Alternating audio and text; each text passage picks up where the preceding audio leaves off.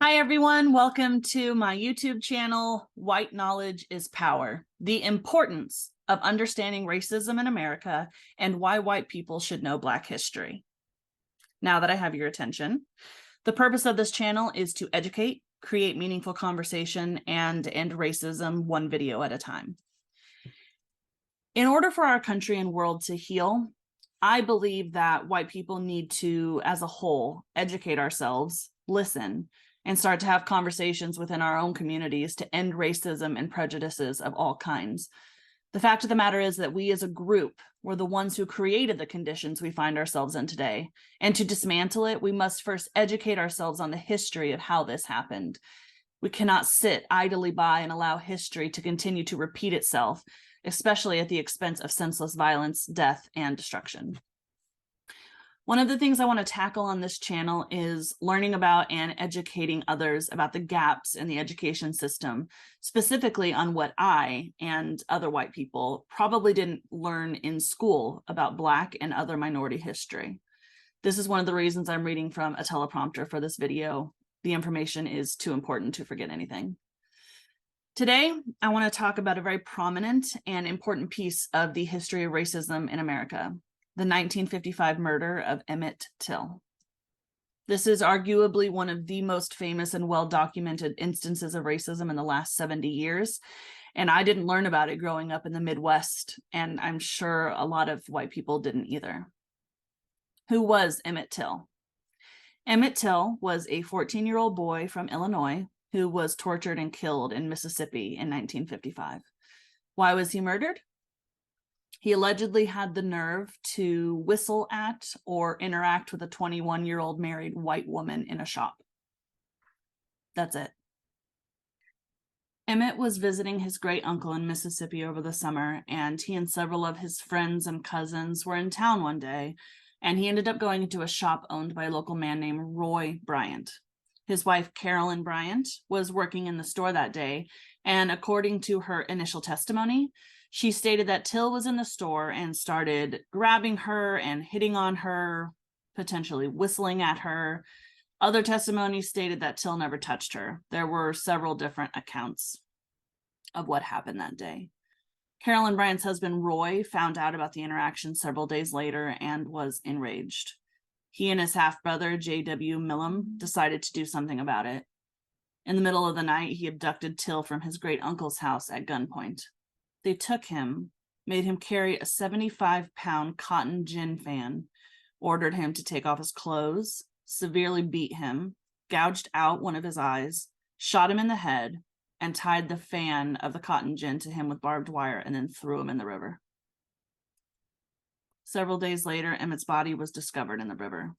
It was bloated from the water, and he had been beaten so badly that he was almost unrecognizable. They were only able to identify him from an initialed ring he was wearing. Less than 2 weeks later, Roy Bryant and J.W. faced trial before an all-white male jury. They deliberated for little more than an hour before returning a verdict of not guilty. The jury claimed that the state hadn't proved that the body was Emmett's. They also didn't indict them on kidnapping charges, even though there were witnesses. Several months later, they openly admitted what they had done in a magazine article for about a $4,000 payout. That's about $44,000 in today's money.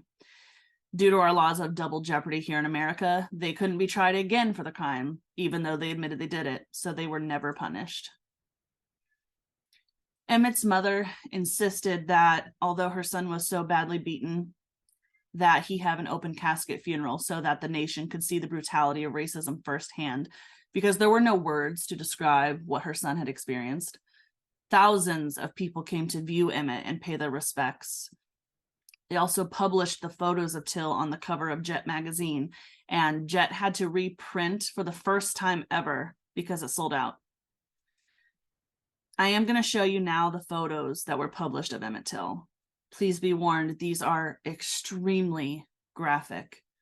But to honor his mother's intentions and to show how brutal his death was, I think it is very important that you see them for yourself.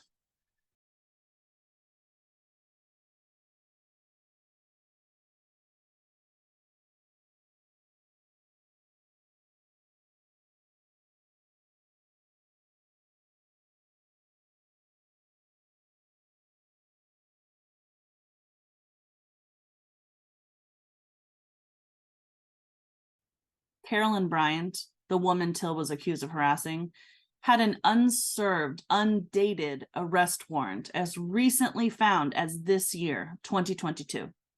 A grand jury in Mississippi decided to decline to indict her for her role in the crime. It should also be noted that in 2017, author Tim Tyson stated that while penning the book The Blood of Emmett Till, Bryant recanted her testimony against Till, meaning she said that she made it up.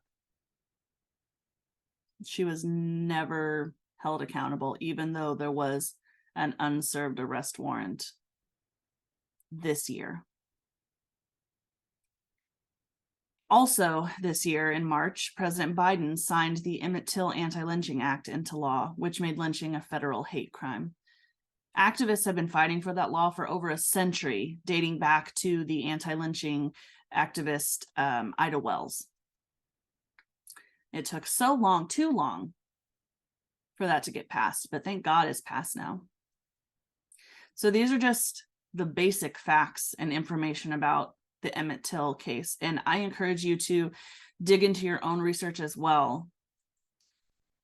I hope you'll continue to watch my channel as I continue to dig in the history of America and the systemic racism that it was built on. It's only with the knowledge and understanding of the past that we can ensure permanent change and a brighter hope for the future.